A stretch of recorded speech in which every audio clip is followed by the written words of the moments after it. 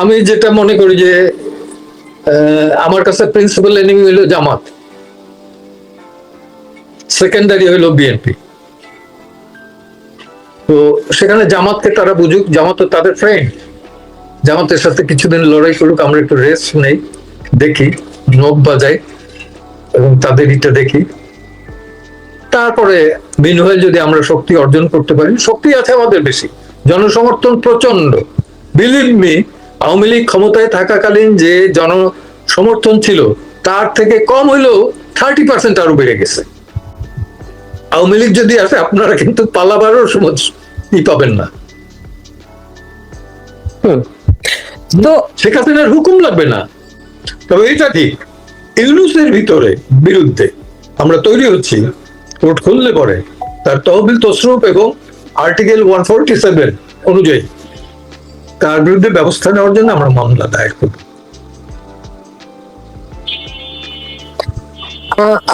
প্রসাদ, ক্ষমতার অপব্যবহার, সবকিছুর জন্য তার বিরুদ্ধে মামলা দায়ের হবে।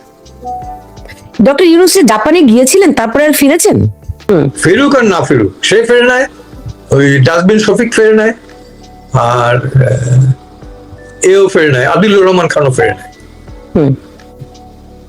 যিনি 29 মিলিয়ন ডলার ইউএসএআইডি থেকে পাইছে according to Trump, president Trump. Yunus যেটা করিয়ে গেছে সেটা একটা অশান্তি উচ্ছৃঙ্খল বাংলাদেশ করিয়ে গেছে। আজকে সাদিক কাইমের একটা আছে, সেটা হলো যে বলছে যে বুড়িয়াদের যুগ চলে গেছে, বলিয়ে বলছে যে মুরব্বীদের যুগ চলে গেছে, এখন জেনজিদের যুগ, এরা 50 বছর আরো চালাবে। তো বুড়িয়াদের যুগ চলে গেছে, আমি যদি বলি ছাপনাদের যুগও চলে গেছে। লুঙ্গির নিচে থেকে রাজনীতি করা, আরেক দলের ইনিয়া, এটা গুপ্তচররা করছে। গুপ্তচরের রাজনীতি তো কোনদিন আমরা করি না। পাকিস্তান আমলে প্রকাশ্যে পাকিস্তানের বিরুদ্ধে করছে, সে পাকিস্তানে বসেই, করাচিতে বসেই করছে। আমি তো ওয়েস্ট পাকিস্তান স্টুডেন্ট লীগের, ছাত্রলীগের ফাউন্ডার সেক্রেটারি, তো ওইখানে বসেই করছে, এখানে এসেও করছে। আমি ইস্ট পাকিস্তান স্টুডেন্ট লীগেরও সেন্ট্রাল কমিটির মেম্বার ছিলাম। তো লুকাইয়া আরেকজনের নিয়ে ডিসগাইজ নিয়ে যে কি করবো, সেই খাসলাত তো ছিল না। হেলমেট বাহিনী যেটা ছাত্রলীগের বলে, সেই হেলমেট বাহিনী তো এরা। আপনি গত 5 বছরের শিবিরের কমিটিটা চান না, ছাত্র শিবিরের দিবে না তারা, তাহলে তো বের হয়ে যায় কে কোথায় ছিল, তাই না? না, দিবে না। কিন্তু শিবিরের তো কমিটি ছিল। রাইট। তো এখন ধরেন বিএনপি, আপনি বলছেন মাত্র তো 50 দিন হলো, বিএনপি যেভাবে করে একের পর এক আইন পাশ করতে যাচ্ছে, আমি যতটুকু দূর থেকে বুঝতে পারছি তারা বিচার বিভাগের স্বাধীনতাটা পুরোপুরি খর্ব করবে এবং ক্ষমতা প্রলম্বিত করার জন্য আইনগত যা যা করা দরকার তারা কি সে পথেই হাঁটছে বলে আপনার মনে হয়? আচ্ছা, স্বাধীনতার একটা অর্থ বলি। আপনি আমাকে স্বাধীন করে দিলেন, খাঁচার পাখি অনেক সময় স্বাধীন করে দেয় না, সে কিন্তু উড়িয়ে যায় না। না, তাকে অন্য পাখিরা ঘুরে ঘুরে খায়। হ্যাঁ, তাই না? তো আমাদের দেশে বিচার বিভাগে যারা আছে, আমরা যদি নিজেদের স্বাধীন মনে না করি, সেই স্বাধীনতাকে প্রপারলি ব্যবহার না করি, তাহলে কাগজে পত্রের স্বাধীনতার লাভটা কি? স্বাধীনতার তো কিছু প্রি কন্ডিশন আছে। আমাকে একবার জিজ্ঞেস করছিলেন মরহুম প্রফেসর আহমদ শরীফ সাহেব, ব্যাপার না একটু বলো তো, যে ধরো 47-এ পাকিস্তান না হয়ে যায়, 37-এ পাকিস্তান হয়ে গেছে, তা আমাদের অবস্থা কি হইতো? আমি অর্থটা বুঝি না। স্যার কি হইতো, কি বলবো, তখন তো আমার জন্ম হয় না, 47ও তো হয় না। আমি না, তা ঠিক 47ও হয় না, কিন্তু 47-এর ফসল তো ভোগ করছি আমরা। যেটা হইতো, কেরানিগুলো বাঙালি থাকতো না, কোন মুসলিম কেরানিগুলো খুঁজে পাওয়া যেত না। This is the reality. অদূর ভবিষ্যতে এটা এখনই অলরেডি শুরু হয়েছে। শ্রীলঙ্কায় দেখেন, সব প্রাইভেট স্কুল বন্ধ করে দিচ্ছে, জানেন? বলছে যে প্রধানমন্ত্রী থেকে শুরু করে সবার কিসের পড়তে হবে? সরকারি স্কুলে। অর্থাৎ একটা শিক্ষা ব্যবস্থা রাখছে। আমার দেশে যে কত প্রকার শিক্ষা ব্যবস্থা আছে, ইংরেজির ভেতর আছে 3 প্রকার: আমেরিকান, আবার কেমব্রিজ, আর অক্সফোর্ড, আবার এই বাংলার ভেতরে আছে বাংলা, অ্যারাবিক। অ্যারাবিকের ভেতর 2টা গ্রুপ, একটা হইলো ওই কি কওমি, আর একটা হইলো আলিয়া, দেওবন্দ আর আলিয়া। তো এই চলছে। তো ত্রিমুখী একটা শিক্ষা ব্যবস্থা, কেউ পড়তেছে অ্যারাবিকে, কেউ পড়তেছে ইংরেজিতে, কেউ পড়তেছে বাংলায়, সবই বের হচ্ছে। এবং অদ্ভুত একটা বিষয় দেখবেন, আজকে না, বেশ কিছুদিন ধরে শুরু হয়েছে, 80 দশকের পর থেকে, 90 দশক থেকে। সেটা হলো যে আগে জেলা স্কুলগুলো বা সরকারি স্কুলগুলোতে সরকারি কর্মকর্তাদের সন্তানরা পড়তো, যে কোনো সময় তার ট্রান্সফার হতো, ওখানে গিয়ে অ্যাডমিশন টেস্ট দিতে হতো। বাট জেনারেল পাবলিকের জন্য ছিল, সাধারণ জনগণের জন্য অ্যাডমিশন টেস্ট। সরকারি কর্মকর্তার যেহেতু ওই ট্রান্সফার হয়ে যেত, তাদের ট্রান্সফার সার্টিফিকেটই দেয় না, তারা ওই সরকারি স্কুলে পড়তো। যে কারণে আপনি দেখবেন যে জেলা স্কুলগুলো এবং গার্লস স্কুলগুলো মফস্বলের একটা মেধার কম্পিটিশন ছিল। আমি যে স্কুলে পড়ছি, জেলা স্কুল, অসংখ্যবার সেই স্কুল থেকে ফার্স্ট হয়েছে। আমি নাম বলতে পারি, তারা উপমহাদেশের বিখ্যাত বিখ্যাত ব্যক্তি গেছেন এখানে।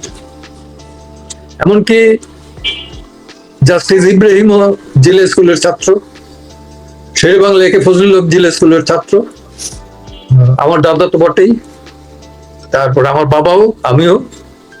তো এই যে এটা হয়েছে কেন? সরকারি ডিসি, এসপি, তখন তো ডিসি ছিল না, ডিএম, ডিস্ট্রিক্ট ম্যাজিস্ট্রেট, এসপি এবং জেলা জজ, এদের ছেলে মেয়েরা পড়তো। এখন দেখবেন এদের এই সরকারি কর্মকর্তা, সে উপর লেভেলের হোক আর নিচের লেভেলের হোক, সে তার ফ্যামিলি রাখে ঢাকায়। সে তো অনেক বছর ধরে পান্না ভাই, এটা তো শুধু এখন না, আমার মনে হয় গত দুই দশক, আমি তো বললাম 90 দশক থেকে শুরু হয়েছে। এক্স্যাক্টলি 90। ফলে এটা তো একদিনের সংকটও নয়, কিন্তু এখন ধীরে ধীরে যে নানান রকম সংকট পুঞ্জীভূত হয়েছে। আমি তো এখন বাংলাদেশের দিকে তাকালে দেখি খালি নাই নাই নাইয়ের দেশ। তেল নাই, গ্যাস নাই, টিকা নাই, খাবার নাই, কত নাইয়ের কথা বলবো, ব্যবসা নাই, চাকরি নাই, তো এত নাই। হ্যাঁ, আমের টিকা নাই, রাইট, জীবনেরও কোনো নিরাপত্তা নাই। তো এত নাই নাই নাইয়ের মধ্যে নিয়ে তো বিএনপি সরকার আর কতদিন মানুষকে বুঝিয়াবে যে এই মাত্র কদিন তো হলো। আপনার কাছে কি মনে হচ্ছে? আমার কাছে মনে হচ্ছে যে আমি যেটা মনে করি যে আমার কাছে প্রিন্সিপাল এনিমি হলো জামাত, সেকেন্ডারি হইলো বিএনপি। তো সেখানে জামাতকে তারা বুঝুক, জামাত তো তাদের ফ্রেন্ড, জামাতের সাথে কিছুদিন লড়াই করুক, আমরা একটু রেস্ট নেই, দেখি, নখ বাজাই এবং তাদের ইটা দেখি। তারপরে মিনওয়াইল যদি আমরা শক্তি অর্জন করতে পারি, শক্তি আছে আমাদের বেশি, জনসমর্থন প্রচন্ড। বিলিভ মি, আওয়ামী লীগ ক্ষমতায় থাকাকালীন যে জনসমর্থন ছিল তার থেকে কম হইলেও 30% আরো বেড়ে গেছে, মেইনলি লোয়ার টায়ারে, মিডল ক্লাস থেকে লোয়ার টায়ার। এটা আওয়ামী লীগের একদম একক জনসমর্থন, আর হবে না কেন? আপনি দেখেন, বাংলাদেশ হওয়ার পর আপনি মেট্রো রেলকে কি অস্বীকার করতে পারবেন? আপনি এই পদ্মা ব্রিজকে কি অস্বীকার করতে পারবেন? ফ্লাইওভার কি অস্বীকার করতে পারবেন? প্রধান এনিমি যদি আপনি বলছেন যে জামাত, তো অনেকেই তো বলে এটা একটা মিলুঝুলু সরকার, জামাত এবং বিএনপি একই বৃন্তে দুটি কুসুম, এরকম বলে লোকে, রাইট? সো সেখান থেকে তারা কি পরস্পরের প্রতি যেই আমরা সংসদে যেই ইয়েগুলো দেখছি, বিরোধিতা দেখছি, এগুলো কি আসলে বিরোধিতা নাকি এর মধ্যে কোনো মিলুঝুলু আছে আর কি? যাই হোক, মিলুঝুলু কিছু তো আছেই, তা নাহলে এতগুলো সিট পায় কিভাবে? ঢাকা শহরে জামাত সিট পাওয়া, এটা কোনো অন্ধ মানুষও বিশ্বাস করবে না, তাইছে তো? এটা কি আপনি মনে করেন যে এমনি এমনি জনগণের সাপোর্টে পাইছে? নট এট অল, মিলুঝুলুতেই পাইছে। তো সে মিলুঝুলুর এটা বুঝুক। এখন সংসদে দেখছি যে জামায়াত এই যে ওয়াকআউট করছে, তাদেরকে ওই যে আলবদর আল শামসের উপস্থিতি, মুক্তিযুদ্ধের ভূমিকাটি রেখে তারা যেই জামুকা পাশ করলো, আপনি জানেন সেটি, এটার প্রতিবাদে আবার জামায়াত ওয়াকআউটও করলো। অন্যদিকে আমরা দেখছি জামায়াত রাজপথে বেশ সংগঠিত হওয়ার চেষ্টা করছে, বিষয়টা কি? 10-12 জন নিয়ে। ওকে, মানে এটার মাঝেটা কি? এটার মাঝে হইলো যে তারা আর কি স্ট্রেংথটা চায়। সত্যি কথাটা বলছে কিন্তু রুমিন ফারহানা, যেটা খুব একটা পায় না। সে বলছে যে আপনারা যতই ইগনোর করেন, আওয়ামী লীগ যদি আসে আপনারা কিন্তু পালাবারও পাবেন না। তো শেখ হাসিনার হুকুম লাগবে না। আপনি দেখেন আজকে ঢাকা বারে ইলেকশন দিচ্ছে, আজকে ছিল নমিনেশন পেপার ফাইলিং এর লাস্ট ডেট। ফাইলিং এর বেলা আওয়ামী লীগকে দিবে না, বিকজ দে আর ফ্যাসিস্ট, দিবে না। ফ্যাসিস্টের অর্থ এরা বলতে পারবে না, বললেও বানানোই করতে পারবে না। তো তারা আবার নাজিস্টের একটা ভূমিকা পালন করছে, কি যে ইন্ডিপেন্ডেন্ট কেউ দাঁড়াইতে হলে পরে, ইন্ডিপেন্ডেন্ট কেউ দাঁড়াইতে হলে পরে বাড়ির প্রেসিডেন্টের স্বাক্ষর লাগবে। স্বাক্ষর দেওয়ার পরও ইলেকশন কমিশনারের কাছে গিয়ে এগুলো জমা দিতে পারে না ইন্ডিপেন্ডেন্ট ক্যান্ডিডেট। আর আওয়ামী লীগ তো পারেই নাই প্যানেল দিতে। আমি জানি না সুপ্রিম কোর্ট বারে কিভাবে পারবে, বার কাউন্সিলে কিভাবে পারবে। এইভাবে হয়তো 1 বছর ঠেকাই রাখতে পারবে, 2 বছর পারবে, তারপর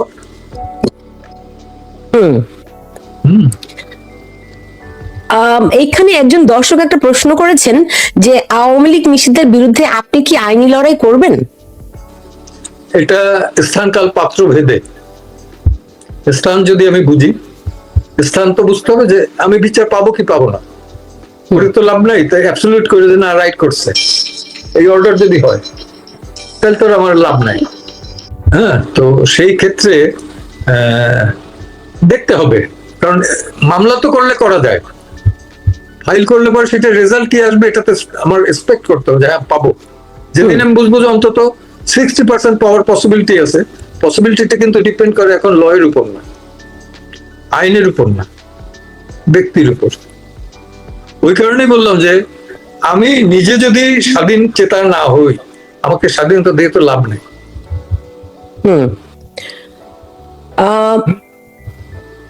সেজন্য তো তারা একদম প্রথমে এসেই বিচারকদেরকে মানে সরিয়ে দিল, রাইট? সেটা তো আমরা বুঝতেই পারছি, বিচার বিভাগ সম্পূর্ণই তাদের নিয়ন্ত্রণে। তো এমন একজনও কি নাই যিনি সত্যের পক্ষে দাঁড়াতে পারেন, এরকম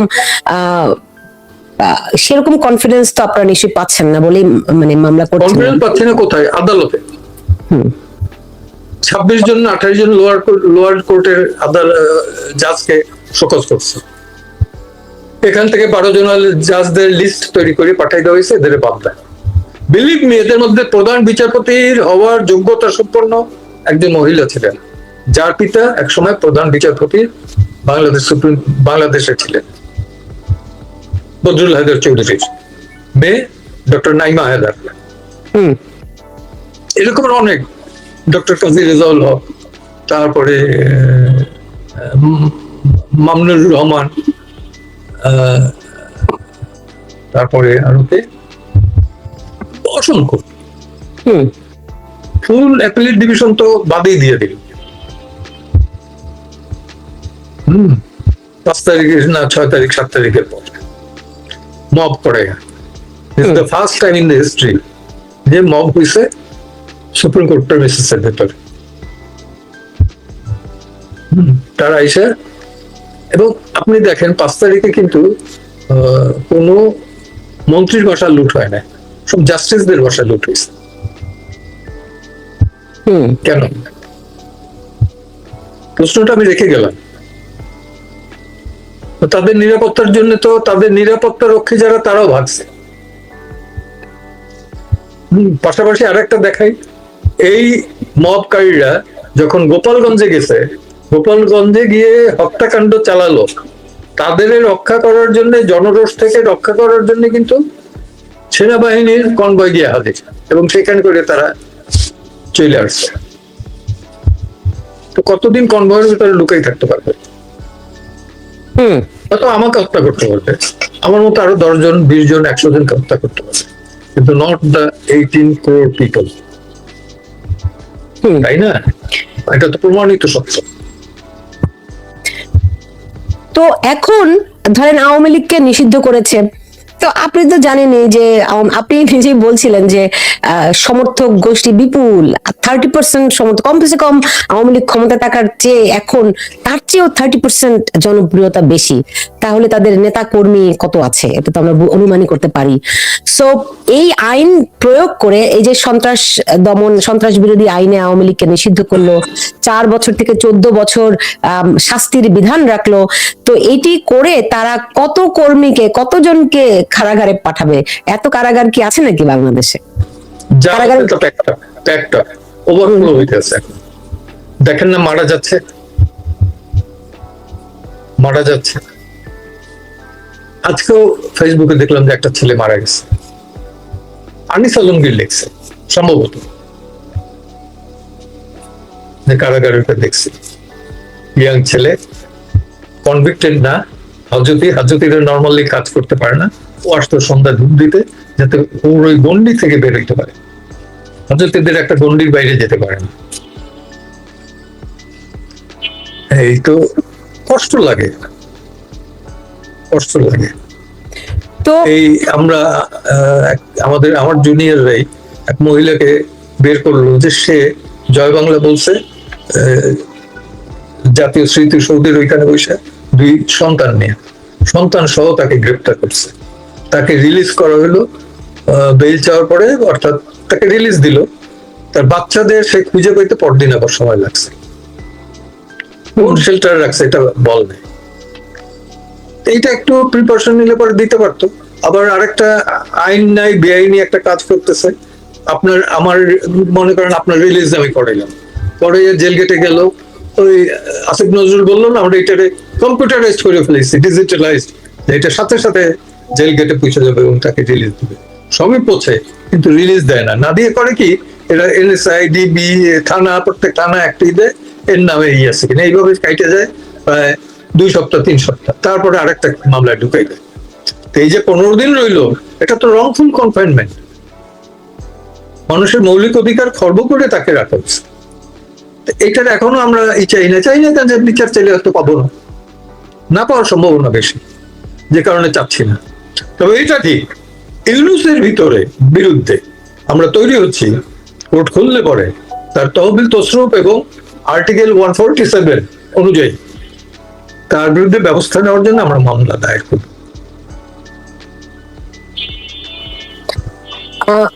প্রসাদ, ক্ষমতার অপব্যবহার, সব কিছুর জন্য তার বিরুদ্ধে মামলা দায়ের হবে। ডক্টর ইউনূস জাপানে গিয়েছিলেন, তারপরে আর ফিরেছেন? কে তার খোঁজ রাখে? খোঁজ রাখতে হবে, তার লোকজন খোঁজ রাখতে পারে। আমার দরকার পড়ে না, সে ক্ষমতায় থাকতেও আমি দরকার করে নাই, না থাকতেও দরকার করে না। মানে সে কি দেশে ফিরেছে? অনেকদিন তো হয়ে গেল সে যে ফিরুক আর না ফিরুক, ফিরুক আর না ফিরুক, সে ফেরে নাই, ওই ডাস্টবিন শফিক ফেরে নাই, আর এও ফেরে নাই, আদিলুর রহমান খানও ফেরে নাই, যিনি 29 মিলিয়ন ডলার ইউএসএআইডি থেকে পাইছে, according to Trump, president Trump বলছে না, একটা অর্গানাইজেশনকে দেওয়া হয়েছে 29 মিলিয়ন ডলার অধিকার, আর 2 অধ্যাপক ঢাকা ইউনিভার্সিটি, তাদেরকে 1 মিলিয়ন করে 2 মিলিয়ন ডলার বাইডেনের সময় থেকে দিয়ে, বাইডেনের আগে থেকে দিয়ে আসছে। তো আপনারা ডক্টর ইউনূসের বিরুদ্ধে যে মামলা করতে যাচ্ছেন, সেই মামলার পটভূমি এবং মানে বিষয়টা কি? এবং আপনি বলছেন যেখানে যে আদালতের উপরে মামলা করে একটা মানে 60% যদি সম্ভাবনাও থাকে, তাহলে আপনারা আইনি লড়াই এটা করব। এটা তো সরাসরি কারো ইসের বিরুদ্ধে না, আমি আর্টিকেল 47 অনুযায়ী, সংবিধানের 147 ধারা অনুযায়ী ক্ষমতার যে অপব্যবহার, অর্থাৎ প্রেসিডেন্ট হিসাবে কিন্তু তিনি পরবর্তীতে একটা এজেন্সি নিতে পারেন না, পেট্রোল পাম্পের এজেন্সি নিতে পারেন না, ওকে, আবার ওই মাছের আড়ত তো বানাইতে পারেন না ওই চেয়ারের বিষয়। এরা তো তাই করছেন। হুম। উনি ফার্স্ট করলেন ওনার ভ্যাট মাপ, তারপরে গ্রামীণ ফোনের 6 বছরের ট্যাক্স মাপ, গ্রামীণ ব্যাংকের ট্যাক্স মাপ, তারপরে কি কি কি কি করলেন না, পাওনা দাওনা সব নিয়ে নিলেন। আবার কত বিঘা, 200 বিঘা না 200 একর জমি নিলেন গ্রামীণ বিশ্ববিদ্যালয়ের জন্য। আবার উনি ম্যান পাওয়ারের ব্যবসা শুরু করছিলেন জাপানের সাথে, মানব পাচারের যে ব্যবসা। আমরা তো আদম ব্যাপার করি, সেই আদম ব্যাপারের ব্যবসা উনি ধরছিলেন। এই তো সব। জি, তো বুঝলাম, কিন্তু মানে অনেকেই তো অভিযোগ করছেন যে তারেক রহমানের সরকার হচ্ছে ডক্টর ইউনূসের সরকারের এক্সটেনশন। তো সেই দিক থেকে ডক্টর ইউনূসের বিরুদ্ধে মামলা কি এই সরকার হতে দিবে? দেখা যাক না, দেখা যাক। অভিযোগগুলো তো পাবলিকলি আসবে, এই অভিযোগ দায়ের করছে, তারপর ফেলাই দেখ তারা। বুঝতে পেরেছি। আপনি কতখানি বোধ করছেন এটি ডক্টর ইউনূসেরই এক্সটেনশন সরকার চলছে এই বিষয়ে? এটা আমি এখন ওই না, দেখা যাক। কারণ আমি বুঝি যেটা, সেটা হলো গণভোট এগুলো বিএনপি মাইনে নিচ্ছে, আদারওয়াইজ ইলেকশন দিত না, আরো প্রবলেম করতো। তারা তাদেরও তো লয়ারদের ভেতর তো তাদেরও লোক আছে, তারা কিন্তু অবস্থা বেগতিক দেখেই গণভোট মাইনে নিচ্ছে। প্রশ্ন রাখছি আপনার কাছে যে বিএনপি তো জনগণের কাছে বা আওয়ামী লীগ সমর্থকদের কাছে ভোট চেয়েছিল নির্বাচনের আগে, ফলে এখন তারা যে এই পোলটিটি দিল, তারা যে বিট্রেটি করলো, এটি তারা কোন ওই গোষ্ঠী যারা ভেবেছিল আসলে বিএনপি আসলেই ভালো হয়ে যাবে কোট আনকোট, সেই গোষ্ঠীটি কি মনে করছে এখন? এইটা তো আর আমি বলতে পারি না। পালস তো আপনি কিছু হলেও বুঝেন। আমি বুঝি, আমার নিজের পালসে আমি বুঝতে পারি না। আচ্ছা, 71-এ তো এত 1 কোটি মানুষ গেছে, তারপর লড়াই চলছে। 15ই আগস্ট বঙ্গবন্ধু সপরিবারে নিহত হয়েছে, 2 কন্যা দেশের বাইরে ছিল দেখা এই হত্যাকাণ্ডের হাত থেকে বেঁচে গেছে। 7-8 বছরের রাসেলও বাঁচে নাই। তারপরে কিন্তু মানুষ এরকমের হয় না। এখন কিন্তু আওয়ামী লীগ হতবিহ্বল। এই নানককে 15ই আগস্টের পর আমি দেখছি যে ঢাকা বিশ্ববিদ্যালয়ে কাঁপাই বেড়াইছে, মারা গেছে ক্ষম জাহাঙ্গীর, কাঁপাই বেড়াইছে। আজকে তারা সেখানে নাই।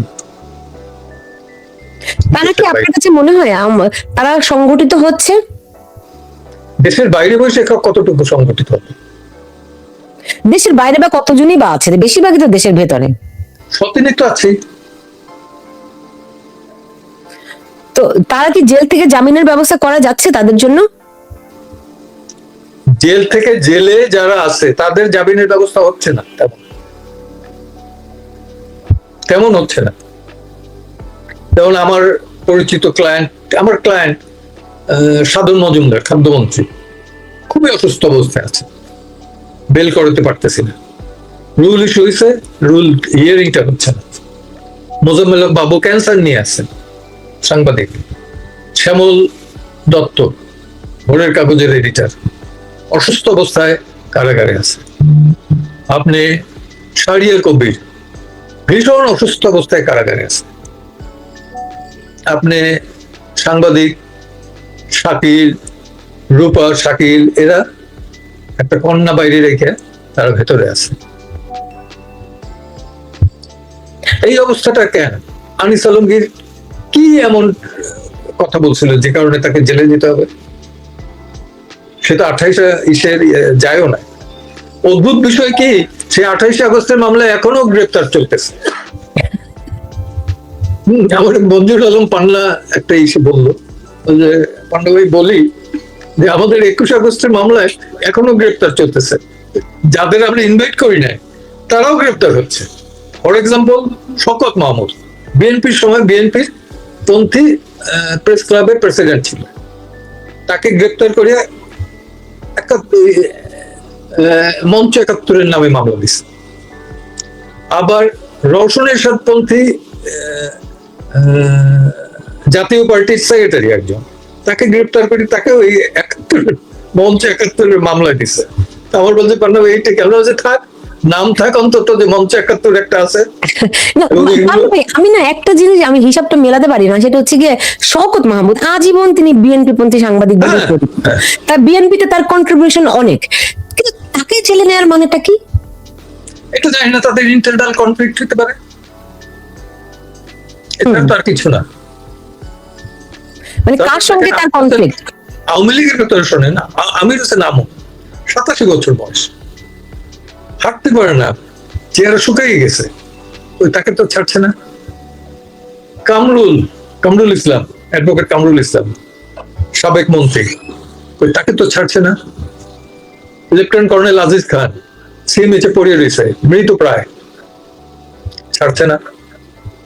আপনি আসেন, কর্নেল জাহিদ ফারুক, এক প্রতিমন্ত্রী, অসুস্থ অবস্থায় পড়িয়ে রয়েছে, ছাড়ছে না। আসামা ফিরোজ 8 বার না 9 বার পার্লামেন্টের সদস্য ছিল এবং সাবেক চিফ হুইপ, সে প্রোস্টেটের প্রবলেম আছে, লিভারে কিছুদিন আগে ধরা পড়ার আগে সে অ্যাপেন্ডিক্স না গল ব্লাডার কি জানি একটা সার্জারি করে, আর সেই সার্জারি অবস্থায় সে জেলে, ছাড়ছে না।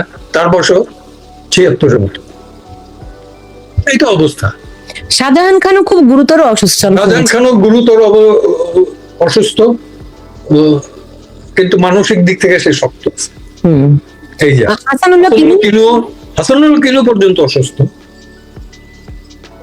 হ্যাঁ, এবং আজকে যে একটা জাজমেন্ট হলো গতকালকে আজকে আবু সাইদের ইসে, সেটা পোস্টমর্টম হয়েছে 5 বার না 7 বার।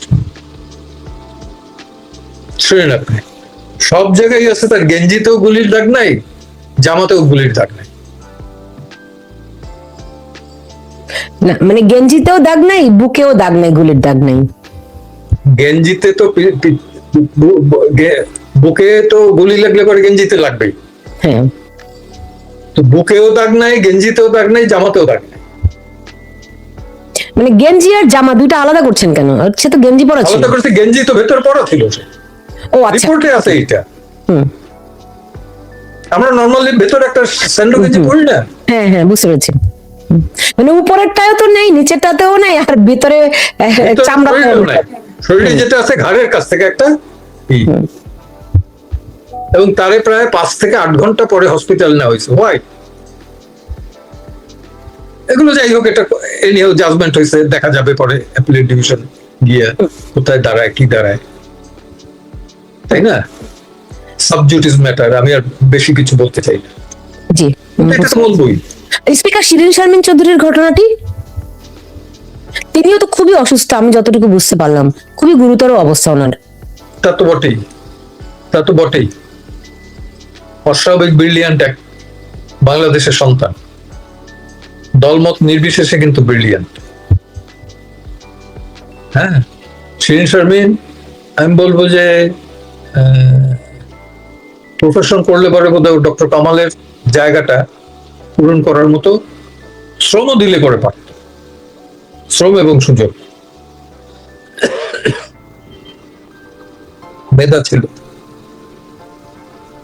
তার তো অবস্থা দেখছেন, ধাক্কাইয়া সিঁড়ি দিয়ে পড়ে গেছে ওই শরীর নিয়ে।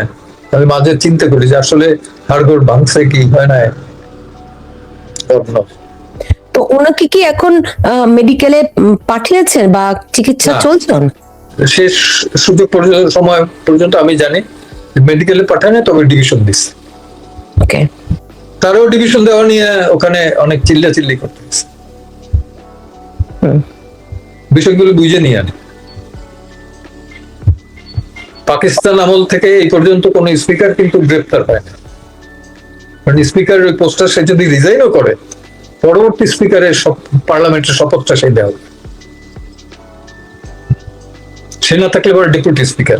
আরেকটা দুর্ঘটনা আমাদের আছে, পূর্ব পাকিস্তান পার্লামেন্টে কিন্তু এক ডেপুটি স্পিকারের হত্যা করা হয়েছিল পার্লামেন্টের ভেতরে। সে তো আপনার 50-এর দশকে, 50-এর দশকে, এই ওইটার কজেই আবার আইয়ুব খান মার্শাল দিয়ে দিয়ে রাইট। ওই নাজিমউদ্দিনের সময়ে, ইস্কান্দার মির্জা, ইস্কান্দার মির্জা, ওকে, ইস্কান্দার মির্জা। জি।